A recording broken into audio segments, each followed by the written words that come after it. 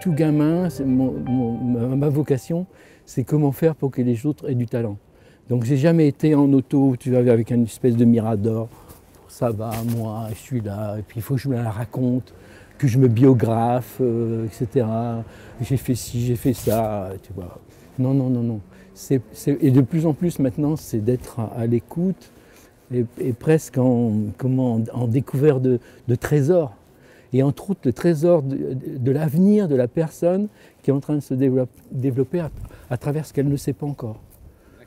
Donc je suis un découvreur de pépites, quoi. J'ai envie de créer quelque chose, de créer agir, de créer évolutionner, d'entrer dans un mouvement révolutionnaire, mais pas révolution comme avant où on revenait en arrière, ou pas simplement d'évolution où je vais m'accommoder, si j'ai ci, si j'ai ça, alors je serai bien. C'est quelque chose qui est de l'ordre qu'il faut que les êtres humains, avec leurs copains animaux, végétaux, minéraux, etc., on commence à s'entendre pour s'orchestrer, pour faire que dans les jours qui viennent, les mois qui viennent, les années qui viennent, la vie soit viable sur cette planète. J'ai monté une école qui s'appelle l'école du génie mutuel. Ce n'est pas une école avec un proviseur, un censeur, des profs, des estrades, des machins. C'est un mouvement artistique. C'est un mouvement artistique de vie, de la manière d'entreprise, de soigner, d'accompagner, etc. Et le génie, bon, t'es génial, je suis génial, tout le monde est génial, quoique c'est pas très génial, quelqu'un me dit putain, j'ai une vie, c'est pas génial. Hein. Donc ce génie individuel ou personnel qui s'est développé pendant le 19e siècle, mais pendant toutes ces années individuelles où il faut être quelqu'un de génial, c'est tombé dans une impasse, on dit je peux pas être génial tout seul. Donc je vais monter une équipe, on est des potes. Moi je rencontre beaucoup de gens qui ont la chance d'avoir cette jeunesse, d'être élevés par au-dessus des frontières, à aller taper sur le net, à voir qu'on n'est pas obligé de rester enclavé, qu'on peut faire des choses, manigasser des choses ensemble qui sont très agréables. Mais le génie collectif se bloque assez vite parce que c'est un langage qui devient toujours le même, des conceptions pareilles, on est un peu copie conforme, ça devient plan-plan avec des plans et tout ça. Le génie mutuel, c'est ni toi ni moi, on se met à deux comme là, il y a une conversation qui se passe, qui est mirobolante. C'est-à-dire il y a une mirobolance qui existe. Mais il passe, il faut laisser passer. Ah oui. Ça c'est pas mirobolant, écoute ce son, c'est mirobolant ça. C'est pas moi qui va arriver super héros avec un médecin. Je vais vous déclencher la mirobolance. C'est le bouche-oreille et c'est quelqu'un qui a certainement entendu quelque chose que souvent ça ne va pas. Il y a un diagnostic parce que quand dans les réunions le langage est toujours le même, on a l'impression que les gens ont une lobotomie, ils sont juste sur écran en train de pianoter sur leur clavier comme des poules hors sol et qu'il ne se passe rien, que les gens s'ennuient. Et alors tout le monde crie « il faut de l'innovation, il faut de l'innovation, si on n'a pas d'innovation, on crève ». Mais où elle est cette innovation? Il y a eu la révolution numérique qui vient d'avoir lieu, qui est en train, enfin c'est le début, et la révolution neuronique qui dit qu'en toi, en moi, chacun, la personne qui est là, chaque personne, il y a 700 neurones souches qui naissent tous les jours chez nous. Donc, tu n'es pas un. Alors, tu es un, tu es 100 milliards de neurones installés, pépères, mémères, avec toutes leurs habitudes de penser. Et tu as un petit îlot, comme petit village gaulois, avec 700 qui ne sont même pas génétiquement fabriqués. C'est des pages blanches. Qui c'est toi? Est-ce que moi, je suis, comme j'ai toujours pensé, comme je l'ai dit, et que je le dirai toujours, puis moi, j'aime pas ci, j'aime ça, moi, je peux pas entendre parler de ça. J'ai discuté avec une personne hier, elle dit, moi, le mot commerce, je supporte pas, parce que le commerce, c'est Dieu. Et tout, avant de cracher sur un mot, commerce, ça veut dire comme, merci, de bon commerce, tu vois, le commerce amoureux, tout ça. Tu prends n'importe quel mot, tu peux le faire miroboler autrement. Hein. Tu n'es pas obligé de rester, moi je supporte pas. Donc la flexibilité d'esprit, ça existe. Mais en plus, non seulement ça existe, mais ça existe parce que tu as des bébés idées qui arrivent, mais tu as un génicide tous les jours, un massacre total de 700 bébés idées qui est à la base de tous les génocides. Parce que tu détruis ton moral, ton mental, tes habitudes, et puis tu attrapes un sacré caractère que tu vas identifier comme étant moi, et qu'autrefois, les anciens coachs, évidemment, voulaient te dire, bon, on va te ramasser, on va essayer de faire ça, que toi, tu sois de bonne apparence, on va en fait te botoxer, on va te transformer. Mais c'est pas ça qu'il faut faire, c'est aller voir les bébés idées. Et quand est-ce que ces bébés idées, ils viennent? Ils viennent tout le temps, mais quand tu les reconnais, comme étant pas toi. C'est-à-dire ben, ça veut dire que toi-même, tu es un centre de génie mutuel avec un lieu dans l'espace-temps, un temps dans l'espace-lieu, et le génie, pas simplement des gens, de tous ceux que tu as rencontrés, mais le génie à l'état naissant, c'est-à-dire ce que tu sais pas. Une admiration, un enchantement, une surprise, un couvert qu'on me dit c'est quoi ça, un goût que tu n'as jamais goûté. C'est pas obligatoirement le truc du siècle, hein. Ça peut être les tout petites pichenettes de découverte, et ça s'entraîne parce qu'on est devenu on a attrapé de la couenne, quoi. Ils sont comme tous les bébés. Et même c'est quand même bizarre que tu aies des bébés qui arrivent avec des grands yeux comme ça et qui sont là, ils ont de l'humour, ils ont une curiosité à toute épreuve, ils apprennent à une vitesse incroyable, ils sont beaucoup plus jeunes que nous. Et puis ils arrivent quand même constamment, donc ils sont là. Il y en a aussi là-dedans qui sont au niveau de l'esprit à l'état naissant. Ouais, c'est l'esprit à l'état naissant. Et alors, qu'est-ce qu'ils ont besoin? Comme les bébés, ils ont besoin d'être pouponnés, d'être dorlotés, qu'on fasse attention à eux et qu'on prenne soin d'eux. Moi, je sais qu'à une certaine époque, j'avais déjà ça, mais le jour où j'ai entendu qu'il y avait 700 neurones souches qui étaient là tous les jours, mais je ne me réveille pas de la même façon le matin. N'existe que si elle est transmise.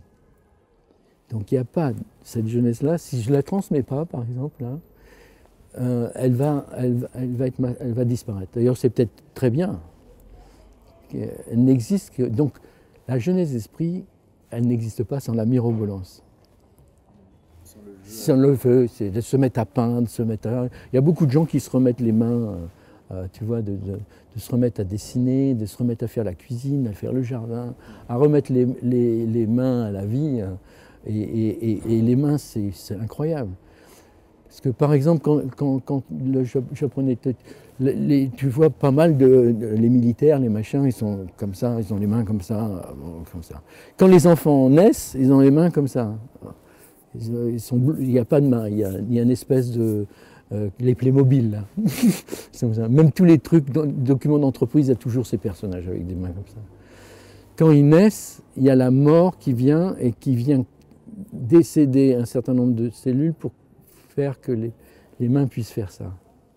Mais t'imagines, et alors tout de suite dans le ventre de la mère, le bébé commence à aller chercher ses pieds, ses mains, machin, et à faire ça. Mais imagine qu'on puisse plus faire ça, qu'on soit juste E.T. digital, tapé sur le machin, et qu'on n'ait plus les mains à l'œuvre, qu'on n'ait plus la fusion des matériaux, la poterie, l'entrée sur scène, qu'on n'ait plus les mains, on est comme ça. Alors on a tout dans la tête, dans le cœur ça ne s'exprime pas, dans les tripes ça ne fermente pas, mais tu n'as plus les mains. De toute façon, les émotions, à commencer par la première, c'est-à-dire la peur, tout le monde l'a, tout le monde l'est. Je ne peux pas dire j'ai peur, d'ailleurs c'est quand même... La peur, c'est nous. On n'est pas différent de la peur parce que on ne sait pas quand on va mourir, ni pourquoi, ni qu'est-ce, si on ne va pas perdre son emploi, si on va encore être reçu par les gens, si on va... Donc, et la peur actuellement est croissante parce qu'elle est assistée par l'électronique. Et donc il y a des menaces de toutes parts. Et la meilleure façon de te tenir aussi sous soumission, c'est de te menacer. Donc il n'y a pas d'avenir, tout ça. Donc toutes les menaces sont partout. Mais ça c'est génial parce qu'en fait, la peur est une énergie qui peut être comme ça, et c'est une énergie qui est en fait du qui-vive. Les animaux, ils ont peur, ils se mettent tout de suite aux aguets. Et ils vont aller voir, les enfants, ils vont jouer quand ils ont le droit d'aller avec la nuit, ils vont se faire peur, ils vont faire peur aux parents aussi, etc. Donc la peur est une énergie éminemment créative. Et toute l'énigme, c'est de la recevoir, de l'accueillir et de voir qu'elle est à la base de tout ce qui va être habileté, dextérité, et de la reprendre comme une copine. Ben, dès qu'il y a quelque chose qui est dans un sens, qui est dans cela, tu peux le remonter de l'autre côté, et la mirobolance va être justement à ce que ça puisse rebondir. Si tu écoutes, comme ça, hein, tu écoutes le mot fragile, tu as le mot agile dedans aussi. Donc tu ne peux pas avoir une agilité sans qu'il y ait une humilité, une sensibilité qui est de l'ordre de la nostalgie souvent. Tu regardes ça, tu te dis mais qu'est-ce qu'on a fait depuis 40 ans ou 50 ans? Tu vas à 200 mètres d'ici, tu as les immeubles de la gare de Lyon, des cubes de verre, mais qu'est-ce qu'on s'est encubé? Tu as une nostalgie énorme, tu as des larmes, toi. Alors c'est des larmes de rire aussi, parce que tu dis bon, et puis c'est des larmes de reconnaissance, de considération. Puis c'est des larmes, là je voyais une petite fille hier, je la rencontre, elle avait perdu son chien, elle pleurait, elle était morte. Je dis mais c'est formidable, on a tous les deux des glandes lacrymales et on peut pleurer. Et là elle s'est mise à rire, elle a pleuré, elle fait des arcs-en-ciel avec son sourire et ses larmes. Et c'était très fragile. C'était très fort. Peut-être elle m'a permis de parler ce que je suis en train de parler aujourd'hui. Donc c'est une humilité. Alors on pourrait dire, mais pleure pas, mais pour ton chien, t'en vas racheter un chien de perdu, 10 de retrouver. Pleure pas. Mais si on pleure, quand on est vraiment sensible, toutes les humeurs, ça pleure. T'entends les cris des voitures, là, ils sont en train de je sais pas quoi faire, tu pleures. C'est fragile, c'est agile, on est vivant. Ben, j'avais vu une fois comme ça, c'était Prévert qui parlait à la caméra, on l'interview, et puis il parlait de la mort. Et alors, il dit, qu'est-ce que vous pensez de la mort? Il dit, Prévert, il était vieux déjà, comme moi. Et alors il a regardé la caméra, il dit, là vous me voyez, mais peut-être quand vous me verrez, et je vous dirai, voilà, je suis mort et je serai mort. Et vous penserez, y croyez pas, si bien dire. Et j'ai trouvé ça superbe de la part d'un poète. Ça me revient là, ça ne m'était jamais revenu, c'est juste une image. Mais comme quoi les images et les paroles peuvent ricocher et se répercuter, pas simplement être percutantes, mais répercutantes. Et faire qu'elles vont toucher. Bon, alors là, on parle de la mort, mais en fait, on parle de la vie. Ces bébés-idées, elles peuvent être massacrées. Hein. C'est le massacre des innocents total. C'est la pire des morts tous les jours. Et puis, elle peut être aussi, elle peut se développer. Et c'est la jeunesse d'esprit. Moi, j'aimerais me dire, vous dire, nous dire, hein, donc le capital qu'on a, c'est une capitale de jeunesse d'esprit et qu'on l'a tous les jours renouvelé. C'est un capital vie énorme, énorme. C'est une contribution, une allocation universelle de toute la nature qu'offre faire ça à certains animaux, dont les êtres humains. Et les êtres humains, ils en ont en pagaille. Et quelquefois, à 80 ans, pareil, hein, t'en as encore plus. C'est la jeunesse d'esprit, il n'y a pas d'âge pour la développer. Et que tu rencontres des gens, des personnes âgées. Alors, il est dit aujourd'hui que c'est 5 ou 10%, je ne sais pas quoi, de la population. Mais tu te rends compte si sur 5% de la population, tu avais 10 ou 20% ou 30% de jeunesse d'esprit supplémentaire, mais c'est les gens les plus mirobolants. C'est des gens extraordinaires. Et donc ça, il ne faut pas louper ça. Il ne faut pas louper ça. C'est notre capital de vie, quoi. Puis toute la nature qui est là, elle n'attend que nous pour qu'on puisse aller lui donner un coup de main, inventer des remèdes, inventer des possibilités de faire évoluer les choses dans le bon sens. Du coup, qu'est-ce que tu souhaites à chacun? Bah, c'est de développer pas simplement l'aspect sensé, donc ça c'est bien, enfin, surtout de l'ouvrir, mais l'aspect sensible, sensuel, sensitif. Et si jamais il y a un moment de mou où on sent perte de sens, perte de temps, je ne sais pas ce que je fais, etc., là c'est un bon rappel. Tu vois, cette petite loupiote qui commence à dire attention, il faudrait quand même que j'aille pouponner un peu dorloter. Si ce n'est pas mes propres bébéidés, c'est les bébés des autres. D'aller voir le voisinage et dire ah mais dis donc c'est bien ce que vous avez fait là ici, vous avez vu ici, développer un peu de considération, de reconnaissance et puis de participer à cette contribution, de cultiver cette jeunesse d'esprit et cette mirobolance.